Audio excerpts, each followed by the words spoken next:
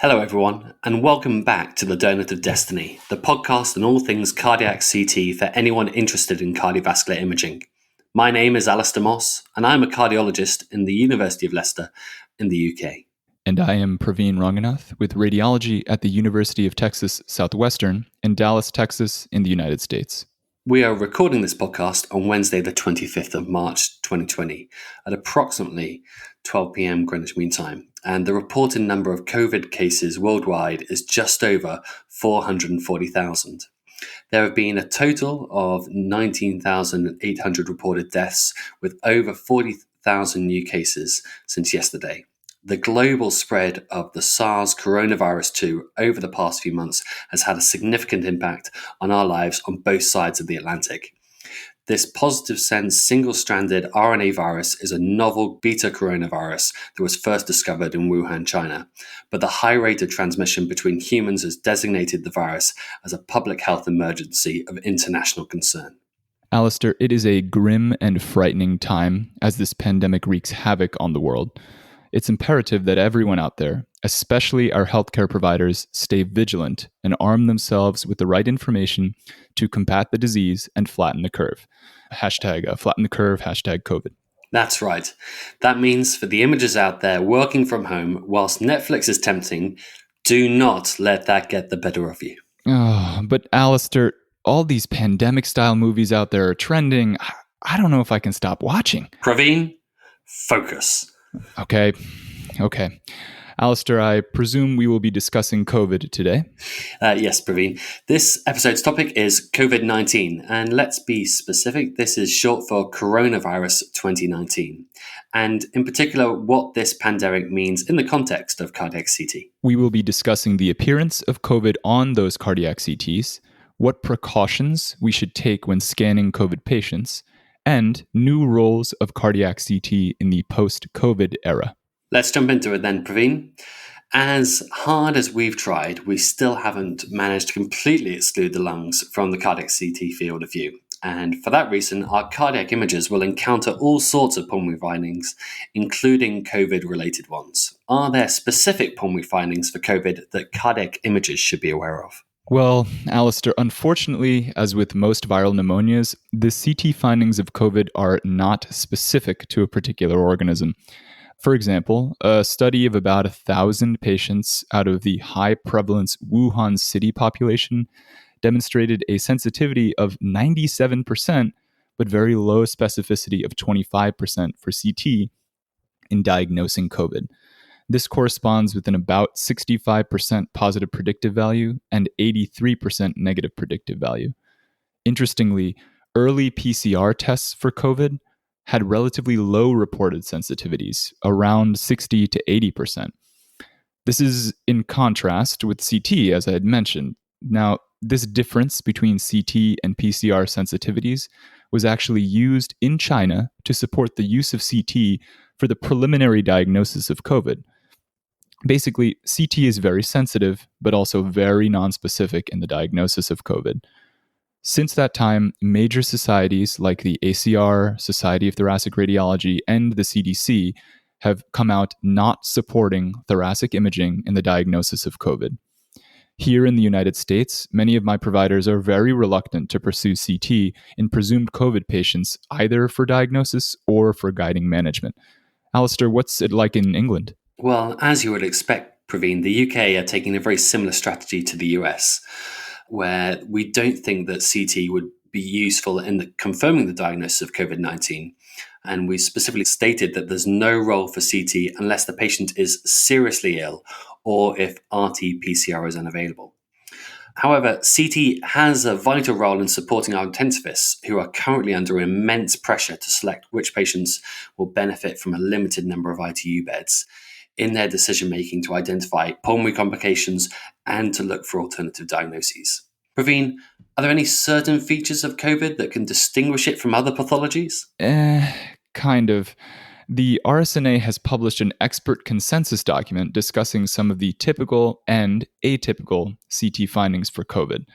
The typical CT appearance for COVID is with multiple, bilateral, peripheral, lower lung predominant ground glass opacities, plus minus septal lines, and consolidations. These opacities can be rounded and geographically distributed, suggesting an organizing pneumonia pattern. Forgive me, Praveen, but many of us cardiologists don't understand what the word ground glass really means. Can you clarify that for us? Of course, Alastair, a ground glass opacity refers to an abnormal lung opacity through which you can still see the normal pulmonary vasculature. It looks kind of hazy compared to the adjacent normal lung. On the other hand, consolidations are opacities through which you cannot see the normal pulmonary vasculature. It looks whited out compared to normal lung. Perfect. And are viral pneumonias the only thing that can cause ground glass opacities?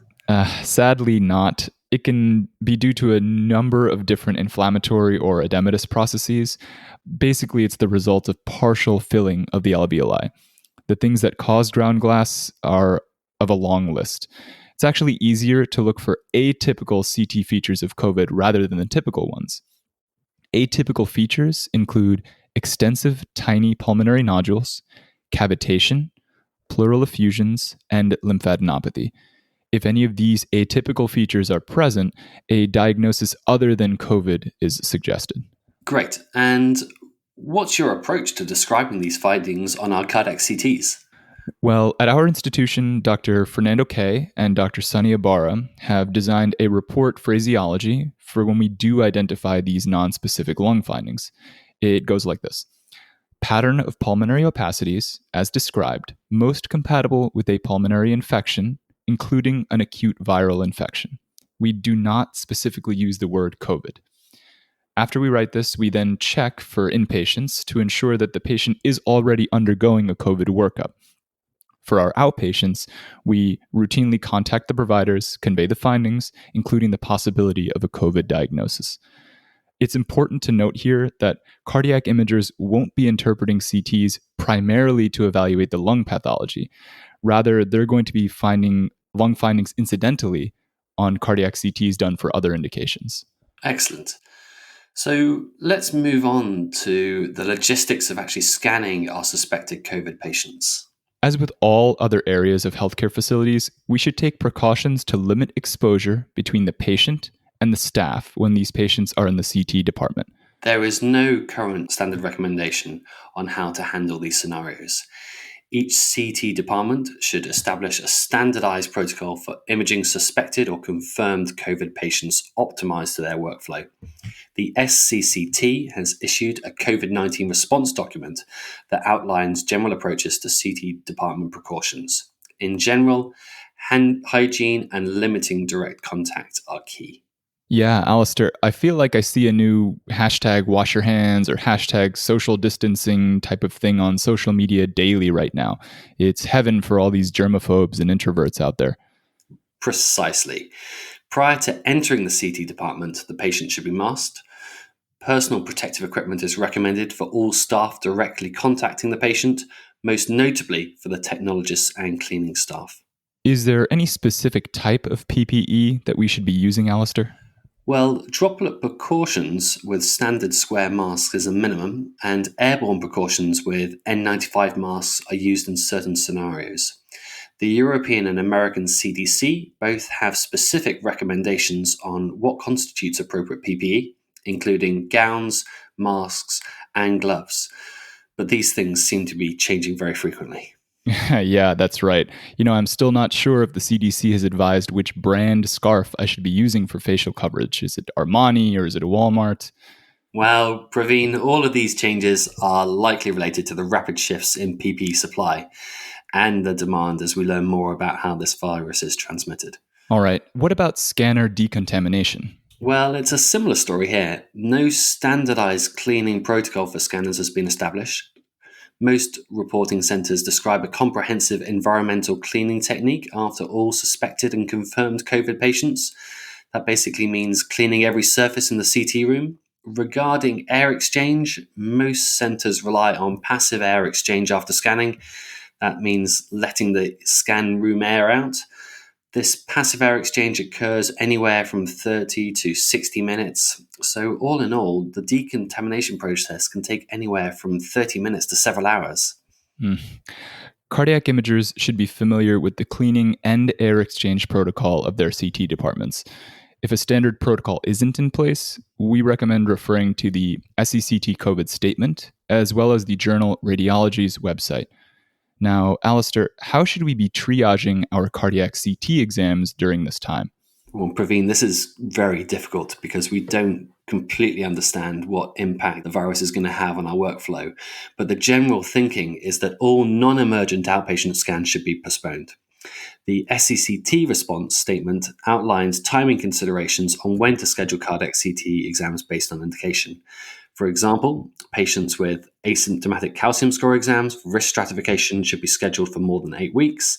In contrast, higher risk patients with stable chest pain should be scanned sooner, within the next 2 to 4 weeks, even potentially within the next few days if capacity allows. You know, along that line of thinking, I've noticed that our structural cardiology team has reserved urgent CT imaging only for inpatient TAVR and TMVR workups. We have deferred all stable outpatient structural workups for at least 8 weeks. Although all these recommendations are meant to limit exposure in the CT department, we should think about the value of CT in the overall context of managing our patients.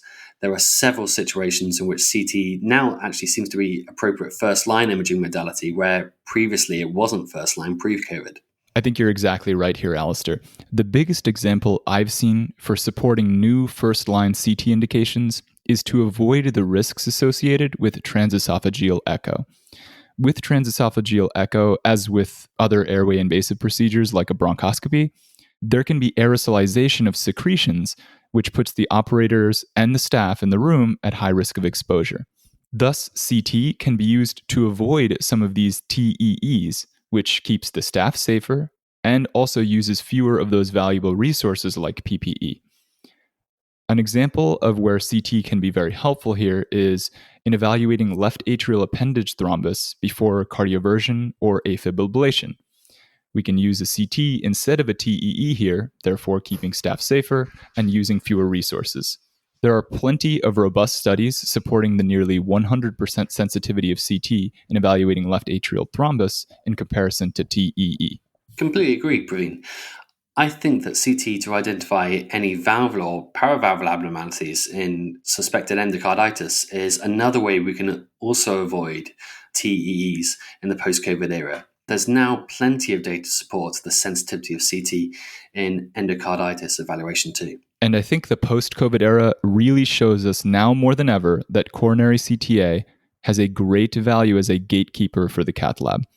Rather than put suspected COVID inpatients with chest pain in the echo lab and in the nuclear lab, we can use CT as a one-stop shop for coronary anatomy and ventricular function evaluation with a retrospective scan. And so lastly, Praveen, what do you think you would recommend our imagers do outside of work during the quarantines that so many governments have instituted? Oh, well, I guess Netflix would be a good option.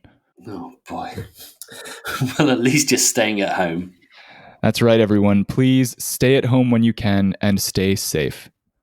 Overall, CT does have a role in identifying COVID to help stratify further management.